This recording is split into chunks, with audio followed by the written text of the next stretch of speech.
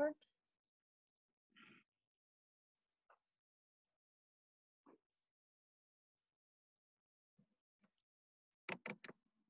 Ok.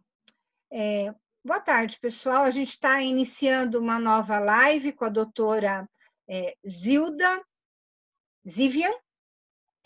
A doutora Zilda é médica pediatra, homeopata, e ela tem uma experiência muito grande na área da saúde e trabalhou em várias organizações estaduais e municipais, e ela tem bastante conteúdo para trazer hoje para a gente. Então, eu quero apresentar a doutora Zilda e dizer que ela é muito bem-vinda, que é um prazer estarmos com ela hoje à tarde, e vamos todos chamar os amigos nesse momento da live, aproveitar a presença da Zilda aqui, que tem muito a acrescentar nessa tarde, principalmente essa experiência dela como médica em comunidades, nos bairros da periferia do estado de São Paulo, da cidade de São Paulo, né? Então, enquanto nós estamos aqui, dando esse tempo na apresentação e também um tempo para ouvirmos a doutora, a biografia dela, eu peço que você vá convidando seus amigos, né, os familiares, para participarem dessa live. Ela tem, como eu disse, um conteúdo interessante e a gente quer compartilhar esse momento com você. Então, sem mais delongas, né? Vamos chamar a doutora Zilda e agradecer a presença dela, tá bom? E aí no chat vocês podem ir formulando as perguntas, nós vamos responder sim, e na medida do possível ainda durante essa entrevista. Doutora Zilda, muito boa tarde, seja bem-vinda. Muito obrigada por ter aceito o nosso convite. A sua presença aqui é muito importante para nós, viu? Boa tarde, Ângela, boa tarde, pessoas que estão acompanhando as lives da Ângela. Meu nome, eu agradeço muito a oportunidade de poder estar participando, não é? E colocar um pouquinho da minha experiência, né? No SUS, o Sistema Único de Saúde, no qual sou médica, pediatra há 35 anos. Trabalho numa unidade básica, não é? Principalmente na área de pediatria, e depois eu fiz a especialidade da homeopatia, no qual acrescentou muito na minha prática como pediatra e como médica, como uma médica generalista, né? Hoje eu me classifico como uma médica generalista, né?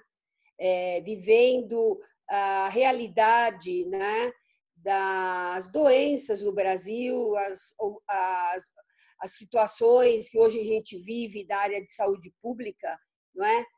Inimagináveis. Eu sou formada há 35 anos e em todo esse tempo de caminhada, a questão sanitária brasileira, ela mudou bastante as suas características, né? E como o nosso tema hoje é urbanização no Brasil e doenças, não é? É bastante pertinente, né? Porque houve uma grande mudança na história das doenças no Brasil. Então, eu queria que a Ângela, se ela quisesse introduzir alguma coisa a respeito, né? Senão eu dou uma continuidade sobre esse tema. Não, é bem interessante a gente pensar nisso, né? Um profissional tão capacitado quanto você, Zilda, e com uma larga experiência, né, em áreas da saúde, é interessante saber também, né, porque esse amor, o que te levou para homeopatia, mas antes eu prefiro realmente que você nos centralize dentro do tema da pesquisa, que é a urbanização das cidades brasileiras, né?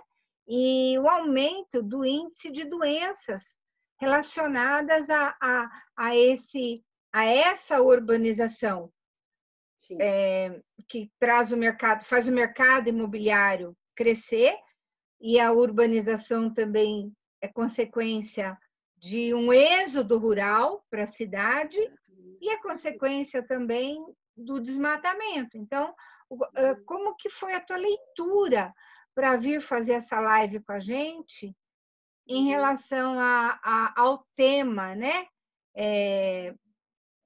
Desse crescimento urbano e as doenças sequenciais ao desenvolvimento urbano. Sim.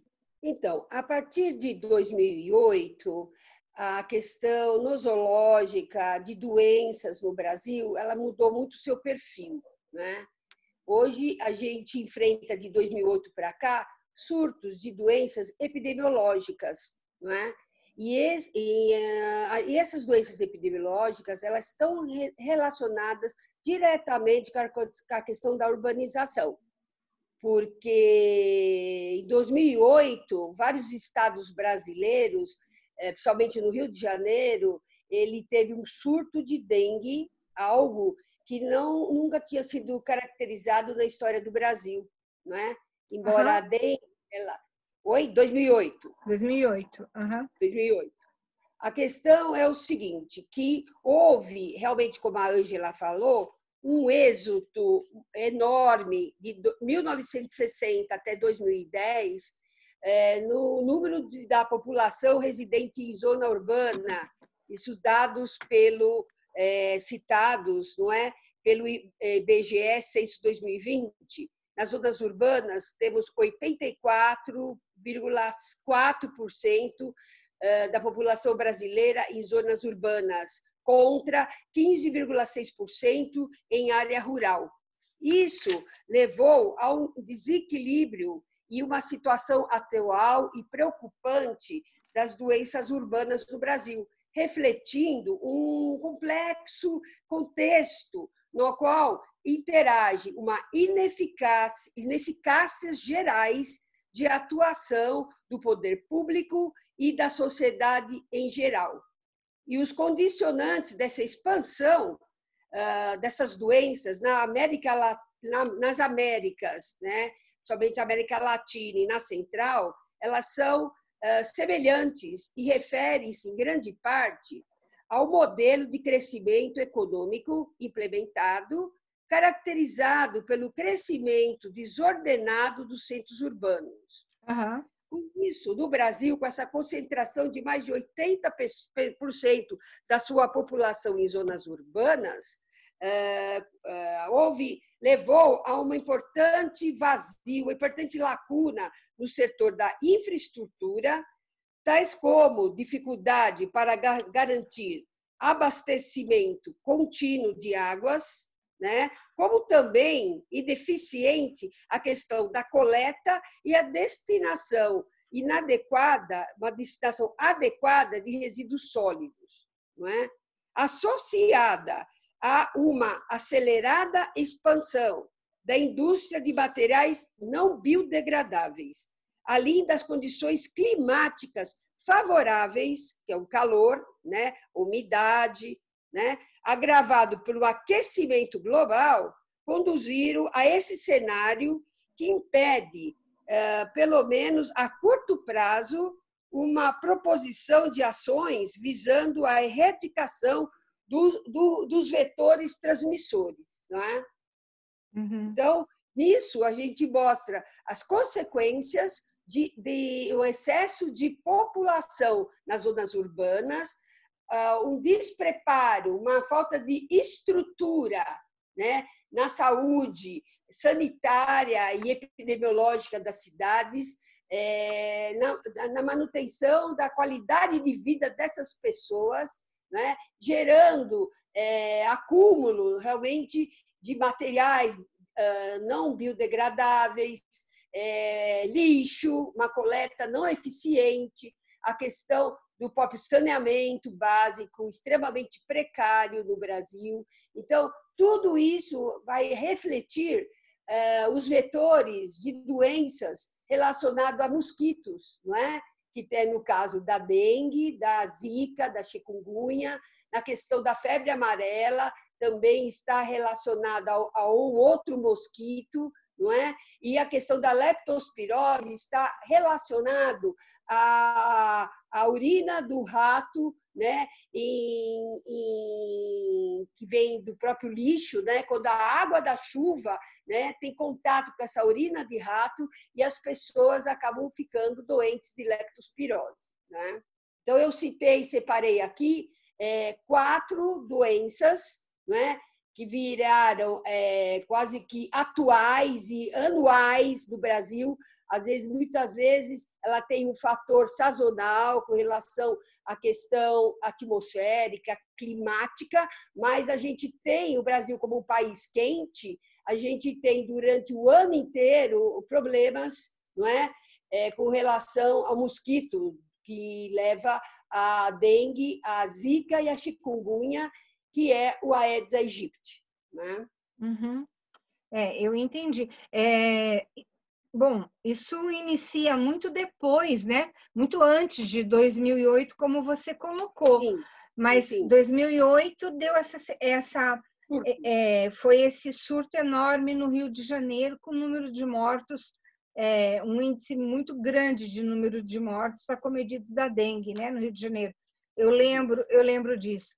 Ô, Zilda, tudo que você se refere está bem ligado à questão do meio ambiente, né?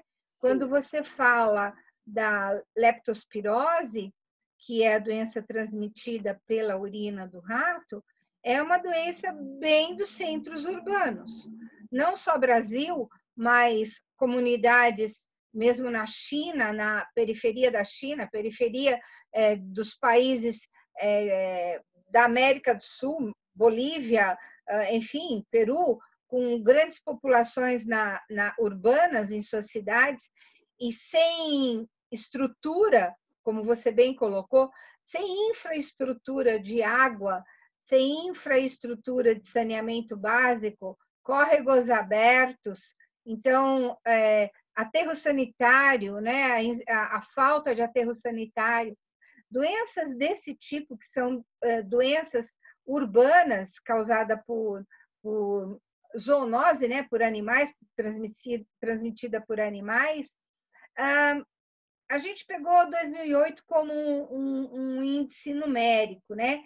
Mas o que afeta, que tipo, vamos lá, numa pergunta mais direta, mais objetiva, o que você viu de políticas públicas implantadas pelos nossos governantes durante esses eventos, essas epidemias, né?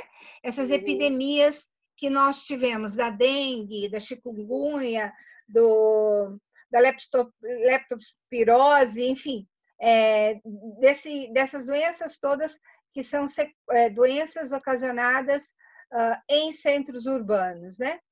E que tipo de política pública a gente pode dizer efetivamente que veio a ajudar no combate e na diminuição de mortes? Então, para você ter uma ideia, em 2012, 62% das cidades brasileiras, elas não tinham acesso a saneamento adequado, né? Isso para você ter uma ideia que situação que a gente vive. Eu não creio, né, depois de tantas coisas que a gente passou nesse Brasil, desse prazo de 2014 até hoje, condições, não é, de ter alguma mudança nesse sentido. Porque enquanto nós não tivermos um saneamento básico, no mínimo adequado, não é? No sentido da eliminação realmente de dejetos, não é? E uma água que não seja contaminada, porque hoje, né, a gente vê a situação do Rio de Janeiro, até o começo desse ano, está uma situação caótica, né? A quantidade de detritos, não é, tóxicos, inclusive, na água do Rio de Janeiro, não é? A contaminação, não é, da questão da falta do saneamento básico com água que nós bebemos, não é? Eu acredito que, em termos, nós estamos deixando muito a desejar nessa área, né, entre outras áreas, porque essa questão do saneamento básico ela é fundamental. né? Isso vem associado também a uma educação, não é?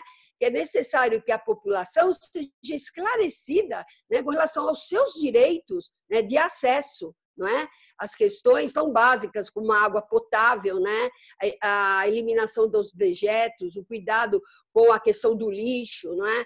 Então, eu creio que hoje a gente vive uma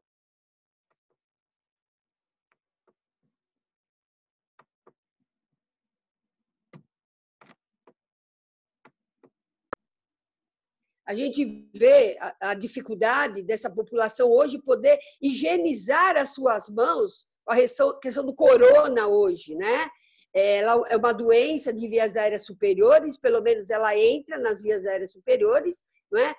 Através das mãos, né, através da tosse, do espirro, né, do contato de perdigotos, né, no ambiente no qual a pessoa está, e a pessoa precisa o quê? Higienizar as suas mãos, né?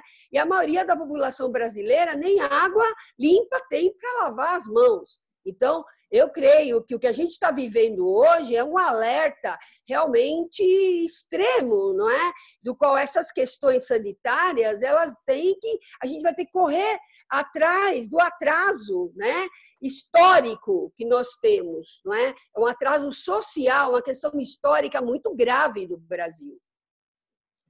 Você tem razão. É assustador quando a gente para ouvir e refletir nos números, né, que você está trazendo. Porque aonde a gente pensa que 74% da população, 62% das cidades brasileiras sem saneamento básico. A gente está falando, quando você fala em saneamento básico, é de banheiro, de esgoto para banheiro. É aqueles banheiros usados no interior que a gente chama de casinha, né? Esgoto a céu aberto. Então, é uma vergonha saber que uma nação tão rica como a nossa, a população ainda sofre esse tipo de... achar uma palavra para isso é difícil, hein? Mas humilhação eu acho que seria por parte do governo, não só estadual, federal e municipal, esse descaso em relação às necessidades, né? A gente sabe disso quando você pensa na nossa saúde, nós olhamos somente para a falta de leito nos hospitais ou nas UPAs, enfim, mas quando você pensa em saúde, está intrinsecamente ligada essa questão dos municípios não terem tratamento de água efetivo e muito menos tratamento dos resíduos sólidos e dos córregos e esgoto a céu aberto, né? Nós somos um país com muita deficiência não da política escrita, da lei efetivada, mas do exercício da lei no município. A lei existe, ela não é cumprida, né? E com isso a população adoece, e com isso a população cada vez mais é carente. Mas dentro desse panorama que você está citando, existem muitos outros agravantes, né? A gente, quando pensa na minha época, a questão era bicho de praia, bicho geográfico, giarda, esquistossomose, lombriga, né? Ascaridíase. Então, era um negócio assim que todo mundo, todo ano, tomava o tal do comprimidinho vermífugo, né? A mãe da gente era louca para dar vermífugo para a gente, que era uma forma deles tratarem. Mas a gente não via essas epidemias soltas como nós temos nos dias de hoje. O que você lembra? Como é que você faz esse paralelo nessas ideias? A urbanização de 30 anos atrás, com doenças controladas, e o que traz essa desordem na falta, na infraestrutura do saneamento básico, é o êxodo do povo que chega e ninguém dá conta de cuidar do número de pessoas que vêm, né? Porque as doenças, elas sempre estiveram aí, mas não o número de pessoas, né? Esse êxodo, essa quantidade de pessoas nas cidades, elas implicam também numa necessidade de uma estrutura de entrada do sistema de saúde, né? Isso sempre foi, inicialmente, função de uma unidade básica de saúde, né? Onde, quando eu entrei no serviço público, há 30 anos atrás, tinha nas unidades básicas, era o pediatra, um ginecologista e um clínico. Então, o ginecologista ele fazia pré-natal, não é? E cuidava dessa fase, né? Da gravidez, do pré-natal, das doenças, né? Depois, essa criança nascendo, ela era acompanhada, como é até hoje, numa unidade básica de saúde, por um médico pediatra, né? Que ele acompanhava essa criança pelo menos até 2 anos, orientando coisas como aleitamento materno, acompanhando o crescimento e desenvolvimento, né? E acima dos 2 anos, a gente cuidava dessa preocupação com relação à infestação de vermes, né? Verminoses, que atrapalhavam, que levavam à anemia e atrapalhavam o próprio crescimento das crianças, né? E o clínico geral, que fazia a abordagem para adultos, não é? Que faz até hoje, mas mudou as características dentro da porta de entrada, porque com a população, com a idade avançando, né? E mesmo os cuidados dessa população adulta, né? A presença do clínico dentro da unidade básica, ele se tornou hoje assim, mais importante, junto com essas doenças, né, urbanas, né, que eu só citei, né, a porta de entrada é o clínico geral, né, a clínica médica. E, assim, houve um sucateamento também muito importante do próprio SUS, não é?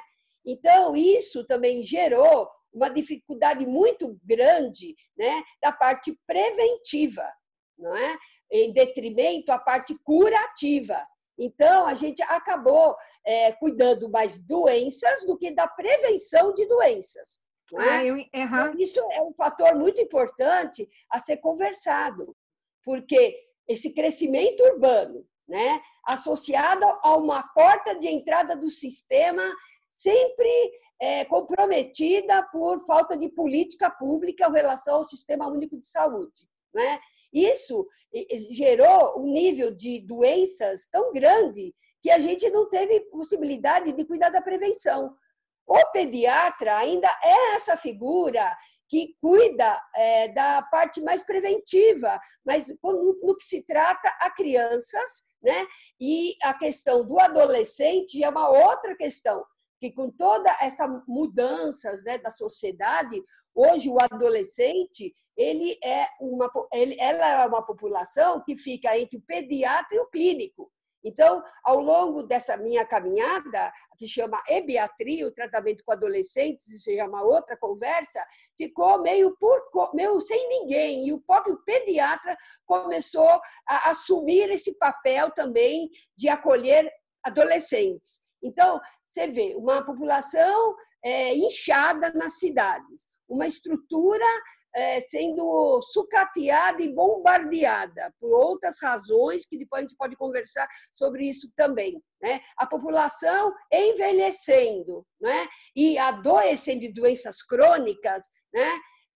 A gente chega numa situação que a gente vive hoje. Hoje está preocupado com o corona com relação a leitos, não é? Mas quem chega nos leitos de UTI? São pessoas que têm comorbidade. São doenças que poderiam ser tratadas na sua raiz, como hipertensão, obesidade, diabetes, não é?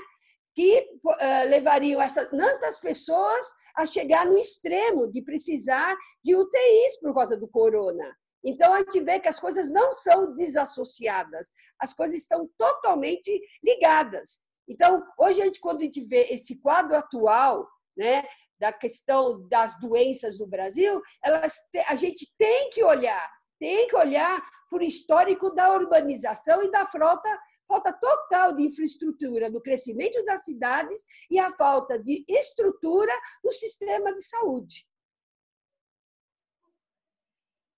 Puxa vida, interessante, faltou o fôlego. Pensando nesse sistema que você está falando, que nós, por conta da grande massa da população, chegar ao centro urbano e os centros clínicos municipais, né, que são os postinhos que a gente chama, eles não darem conta do número de pessoas que vão à procura da solução da doença, mas que nós temos bons profissionais, porém não preparados ou não com estrutura para começar a tratar o paciente na causa da doença, o que causou e não efetivamente a doença em si.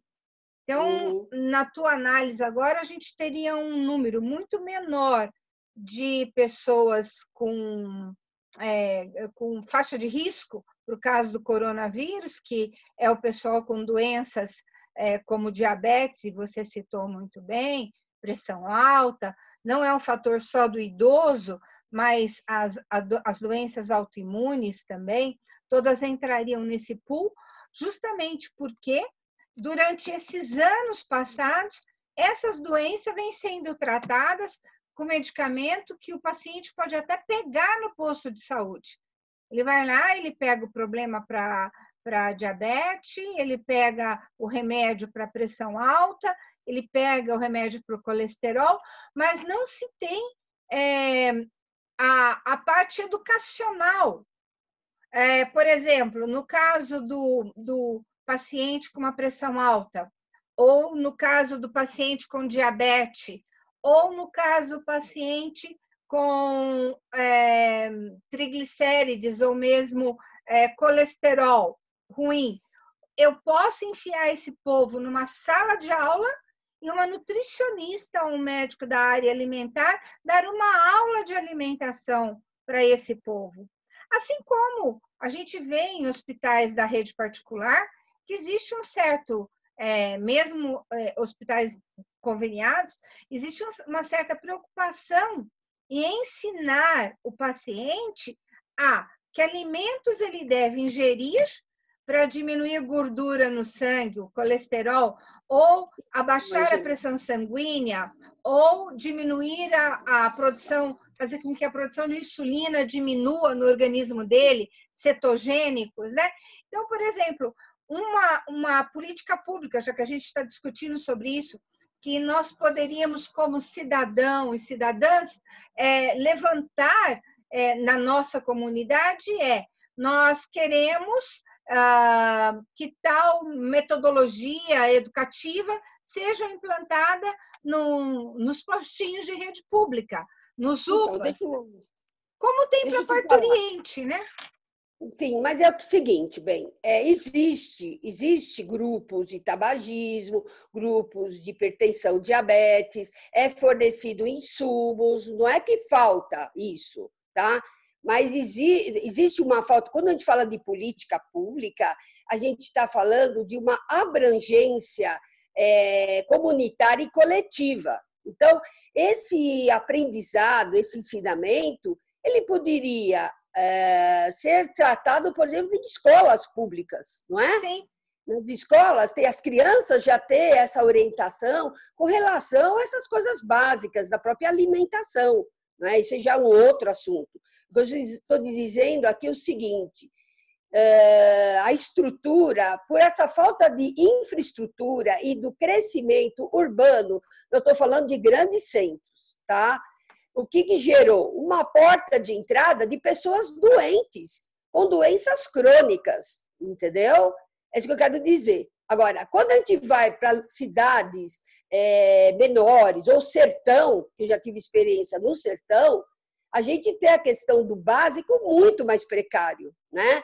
A gente tem postinhos nesses locais que é muito, muito difícil, né? Acesso, inclusive, a consultas, não é? E os postos ligados a comunidades dentro daquela cidade, eles são extremamente desabastecidos, não é? De absolutamente tudo. Então, o que precisa nesse Brasil é mudar a visão, não é?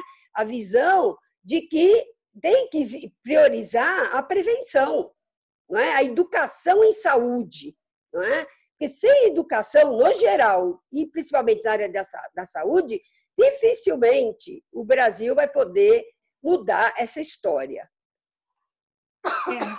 A gente é um país com muito grande, né? Uma área territorial muito grande e um país com uma diversificação, uma diversidade cultural também muito grande, né? Sim.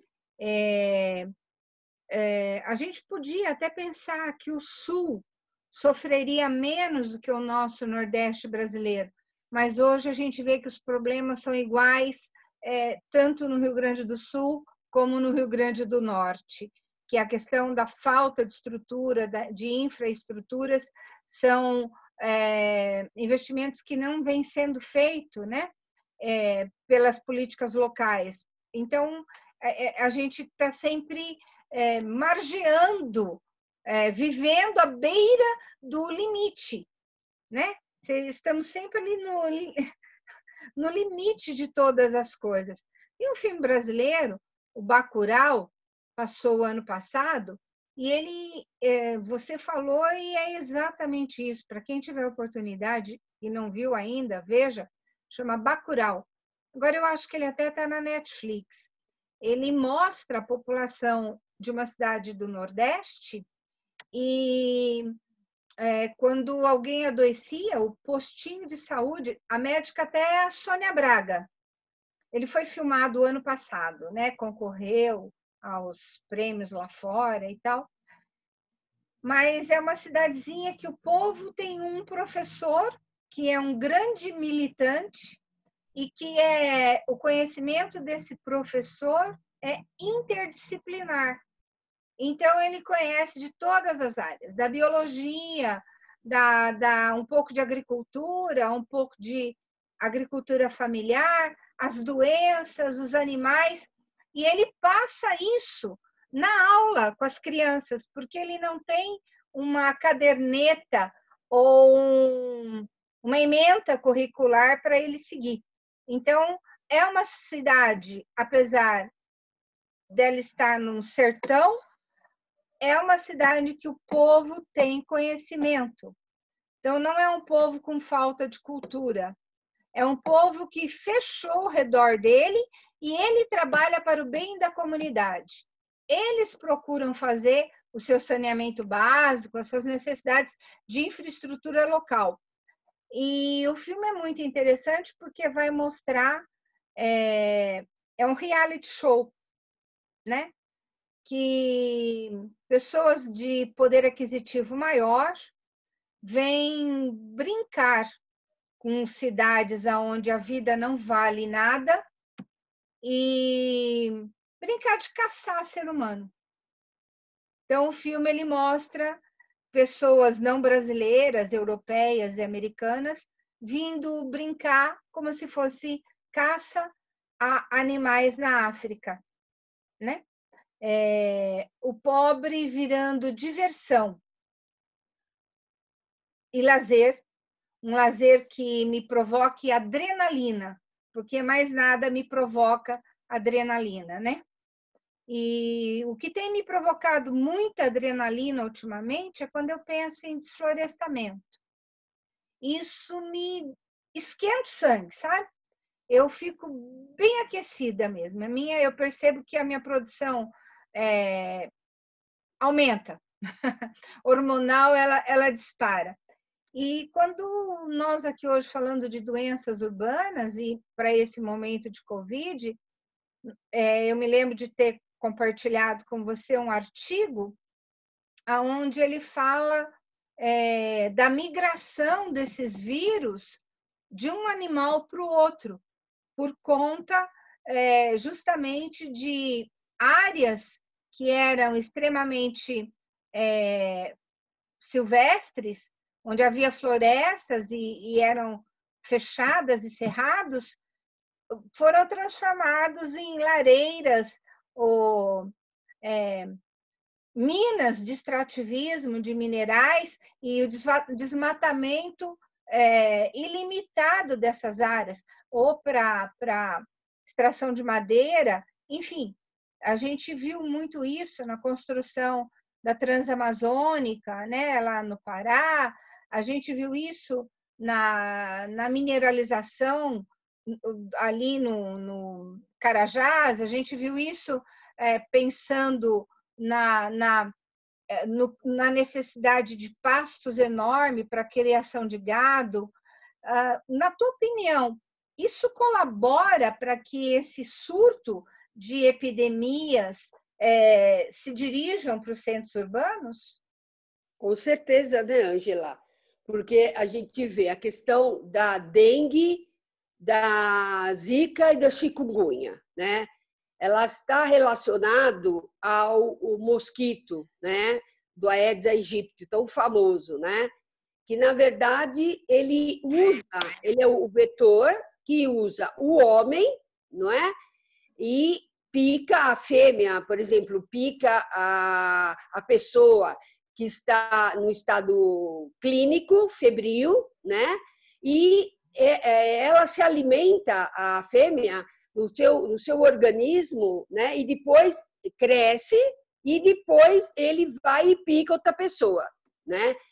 Essas são as arboviroses, né? Na questão da febre amarela, né? O vetor ligado à febre amarela, o macaco está no meio, não é? O outro mosquito, não é?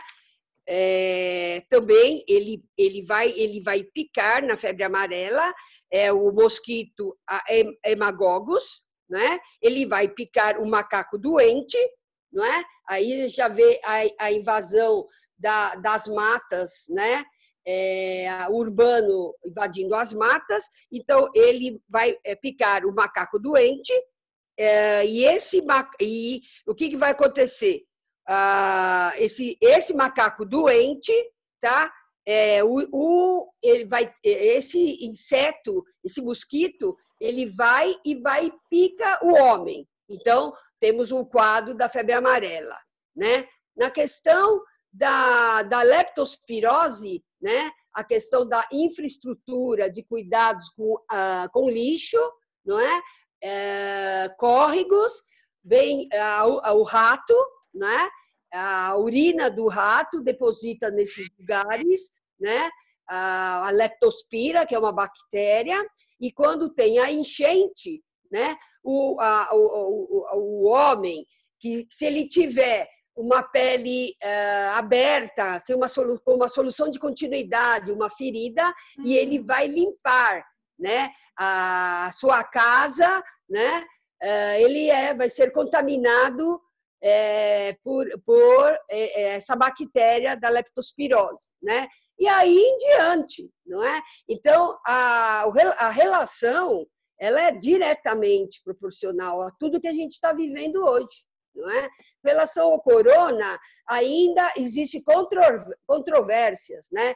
Porque tem aquela discussão de comer a carne dos morcegos e tudo mais, mas isso existe controvérsias, porque também tem outras teorias, né? Que foi um descontrole, né? Laboratorial de pesquisas, buscando vacina, já pensando nisso, mexendo, né? O Covid, não é? Porque o coronavírus também é um vírus que é uma família de vírus, não é?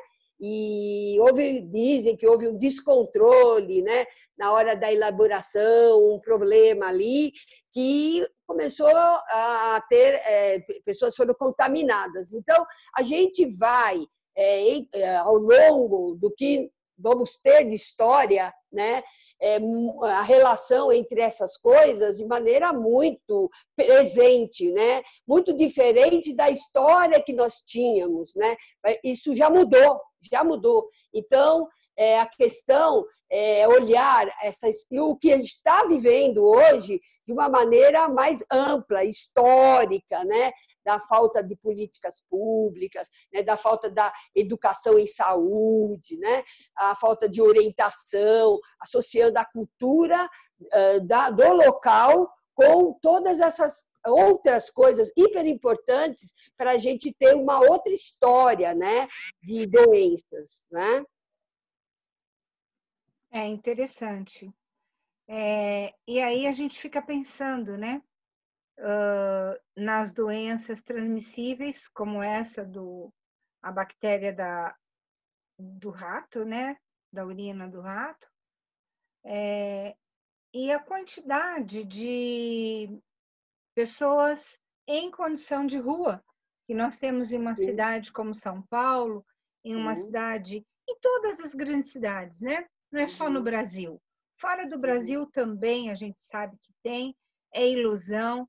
Eles preparam cidades para receber turista, mas quando você sai daquele perímetro de turista, você percebe que a pobreza está lá.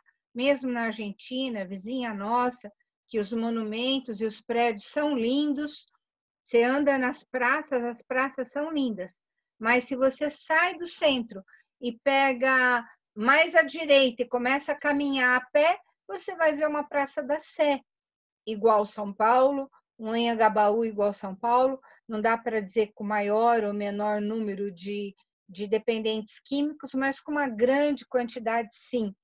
E essa população é a população esquecida, né, em condição de rua. Me preocupa muito esse momento do coronavírus, apesar que a gente sabe que a nossa prefeitura abriu alguns, tem um nome específico para essa ocupação, né? Abrigos, não são abrigos. São abrigos, né? Eu tenho visto vários em São Paulo. Tenho visto, sim, tenho visto também a questão da providência da refeição 2 vezes por dia, mas quando a tua experiência nesse tempo de trabalhar na rede municipal, você tinha esse contato direto, esse ser humano, essa pessoa em condição de rua, ela também, no momento em que ela não estivesse ébria ou com uso, né, da droga, ela faz uso dessa unidade de tratamento de saúde, eles são um hospedeiro em potencial, eles têm essa bactéria da leptospirose no corpo também. Não. Como que foi tua convivência com isso? Então, é um pouco diferente, né? Porque, assim, esses moradores de rua, geralmente eles estão ligados mais à área central de São Paulo, né? Eles têm acolhimento, ele tem unidades na região central que cuidam e tratam deles, né? Mas uma questão, é diferente. Essa população, ela tem que ser abordada de uma outra forma. Tanto é que essas unidades, elas acabam sendo como prioridade praticamente essa população. Eles não são desassistidos, né? Uhum. Mas isso também é uma outra discussão, né? Tudo isso também é reflexo, né, de pessoas de rua, né, uma questão social, né, muito complexa, né, com uma série de fatores relacionados, né? Eu trabalho numa unidade básica de bairro, tá?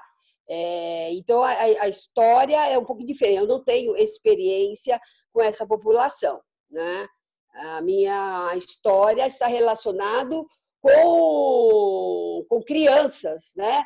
Com a pediatria, com a puericultura, com os cuidados com a família, né? Hoje a gente tem até uma outra, a gente trabalha com isso, mas tem uma preocupação de enfoque com outras coisas relacionadas também a coisas que afetam também aqui no bairro, né? Que é o uso Uhum. de droga, o uso de cigarros, o uso de substâncias também, que tem sido muito nocivo para os nossos jovens e adolescentes, né?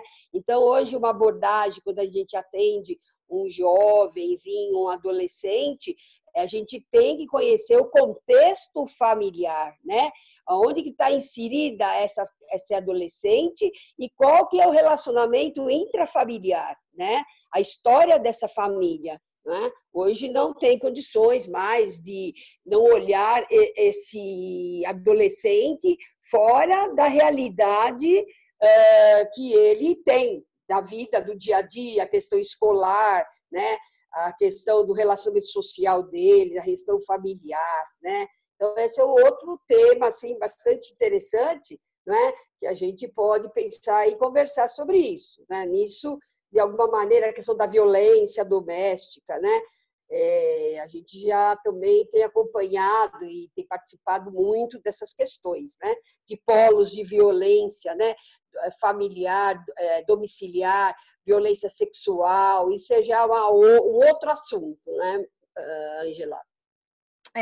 É bastante complexo, né? Não dá para ser em um primeiro bate-papo, né? A gente pode se estender realmente em outro momento para estar falando disso, dessa camada que você colocou bem em um determinado momento, que é a do adolescente. Ele passa de uma fase para outra, do infantil para o adulto, e nós não temos hoje profissionais especializados para lidar com essa população que vem crescendo muito, né, no Brasil. A gente sabe que o Brasil ele é um país que está envelhecendo, um número de idosos aumenta dia a dia.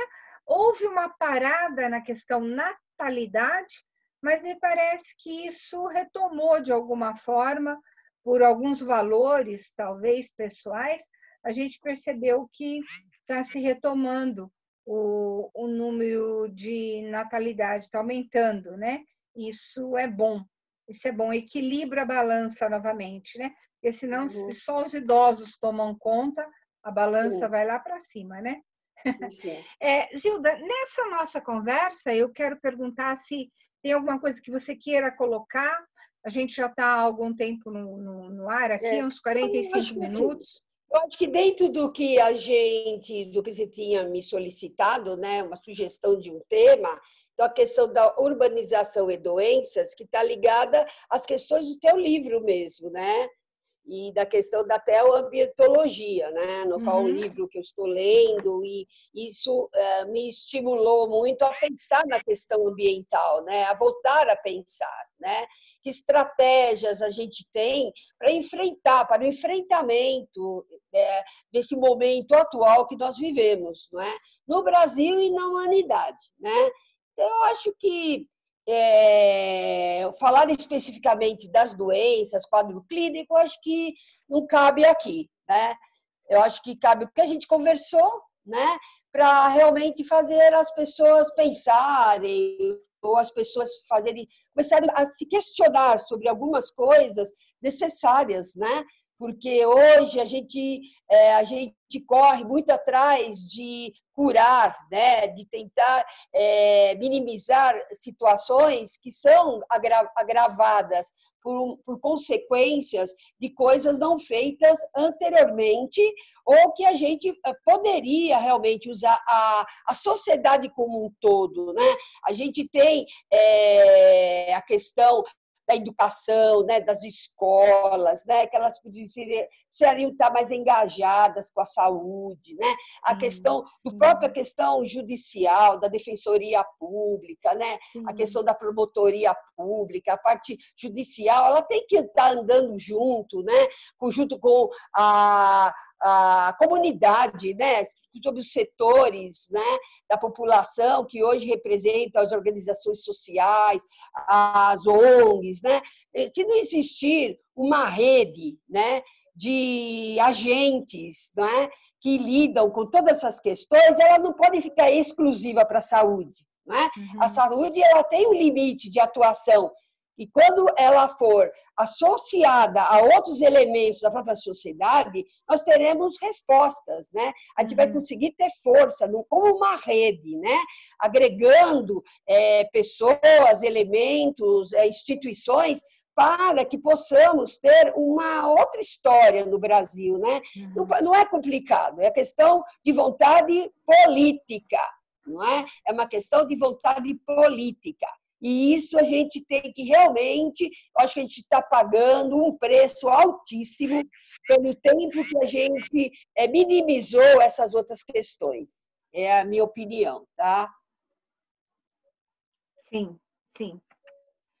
É verdade, porque essa má política governamental, ela não é uma coisa recente, ela tem acompanhado o nosso país há anos, Sim. né? Então, nós não Sim. podemos, não é a gestão atual, são muitas e muitas gestões que o povo vem sendo logrado nos seus benefícios em todas as áreas, da educação, Sim. da saúde, enfim, Uhum. né, do meio ambiente também, então todos eles. Os assuntos estão sempre interligados, tudo que nós conversamos aqui formam tripés para que o ser humano e a comunidade possa viver de uma forma melhor, né? Eu quero agradecer a tua participação, agradecer por esse tempo que a gente ficou juntas, né? E eu gostaria que você, se quiser encerrar e já pensar numa próxima proposta para um novo trabalho, nós estamos abertos para isso, viu, Zilda? Obrigada, eu agradeço a oportunidade, né? E eu me coloco à disposição, viu? Se tiver várias perguntas, né, no Instagram e que eu possa depois recebê-las todas, eu, dentro do que eu puder responder, o que eu não souber, eu vou atrás para responder. Mas eu gostaria de que as pessoas que estão assistindo a live, elas pudessem realmente fazer suas perguntas, suas indagações, né? Se no momento da live isso não vier, mas que tudo isso que a gente conversou, que elas possam refletir, né? Meditar sobre essas questões, porque como uma sociedade, né? Para que a gente melhore a sociedade brasileira, não é? Para a gente ter respostas mais efetivas e uma mudança no panorama da nossa saúde pública e coletiva. Muito obrigada, viu? Eu também agradeço, Zilda, pela participação e por todo esse teu carinho e tua preocupação com o outro, viu? Que você tenha uma ótima noite, um bom descanso e fica em paz. Muito obrigada, um grande abraço, viu? Um beijo para todos vocês. Tchau, Um tchau. beijo, tchau, tchau. E aí, será que ficou bom? E aqui